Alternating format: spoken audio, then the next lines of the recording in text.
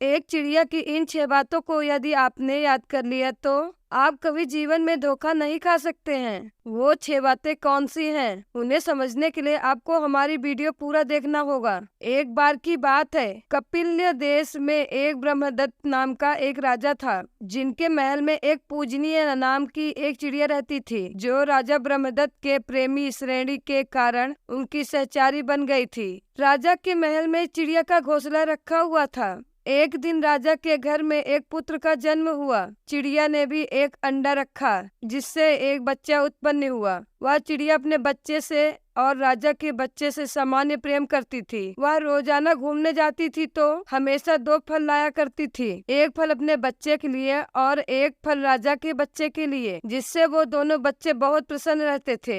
एक दिन की बात है, जब चिड़िया कहीं बाहर घूमने गई तो राजकुमार की सेविकाएं उस चिड़िया के बच्चे को घोंसले से निकालकर राजा के बच्चे को उससे खिलाने लगी। हुआ ये, राजा के बेटे से चिड़िया के बच्चे की कसकर पकड़ने से मृत्यु हो गई। रोज की तरह जब चिड़िया लौटकर आई और उसने अपने बच्चे को मरा हुआ देखा तो वह चिड़िया अपने बच्चे के लिए बहुत ही विलाप करने लगी। यह देखकर राजा को बहुत ही दुख हुआ। गुस्से में चिड़िया ने राजा से कहा, हे राजन, तूने मेरे बच्चे को अपने बच्चे से खिंचवाकर मरवा दिया। तू तो राजा के धर्म को जानने वाला है, फिर भी तू भूल गया कि शरण में आए हुए की, भूख से व्याकुल की, शत्रुओं द्वारा पीछा किए जाने वालों की और लंबे समय से अपने घर में रहने वालों की हमेशा रक्षा करनी चाहिए। यदि मनुष्य इनकी रक्षा नहीं कर सकता है तो वो निसंदेह नरक में जाता है। इतना कहकर चिड़िया ने राजा के बेटे की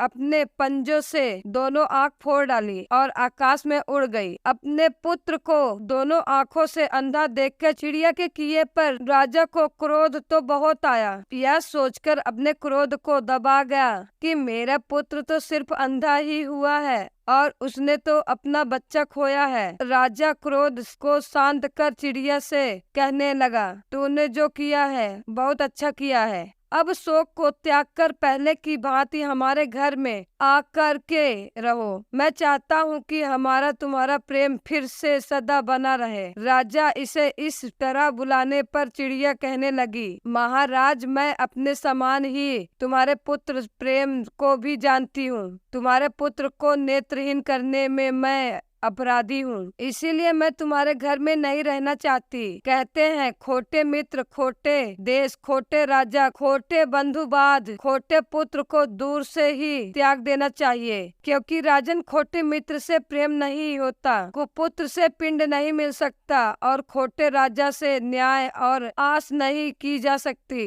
कुमित्र पर भला कैसे विश्वास किया जा सकता है? कुदेश में जीना भी संभव नहीं है और खोटे राजा से सदा भय बना रहता है। कुपुत्र से तो सब प्रकार के दुख ही मिलता है। जो मनुष्य अपराधी पर विश्वास करता है वही अनाथ और दुर्लभ मनुष्य की तरह लंबे समय तक अजीवित नहीं रह सकता।